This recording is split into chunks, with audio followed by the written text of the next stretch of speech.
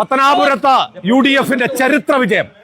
ആദ്യമായി കൈപ്പറ്റി ചിഹ്നത്തിൽ കരുത്തനായ പത്തനാപുരത്തിന്റെ സാരഥി ജ്യോതികുമാർ ചാമക്കാല വമ്പൻ ഭൂരിപക്ഷത്തോടുകൂടി പത്തനാപുരത്തിന്റെ മണ്ണിൽ നിന്ന് ജയിച്ചു വരാൻ പോകുകയാണ്. നാഷണൽ കോൺഗ്രസിന്റെ പതാകവാഹകനായ ഒരു നേതാവ് കൈപ്പത്തി ചിഹ്നത്തിൽ ചരിത്രത്തിൽ ആദ്യമായി ഈ നിയോജകമണ്ഡലം രൂപീകൃതമായതിനു ശേഷം ആദ്യമായി ഇന്ത്യൻ നാഷണൽ കോൺഗ്രസിന്റെ ഐക്യ ജനാധിപത്യ മുന്നണിയുടെ ഇന്ത്യൻ നാഷണൽ കോൺഗ്രസിന്റെ ഒരു സ്ഥാനാർത്ഥി വിജയിക്കാൻ പോവുകയാണ്.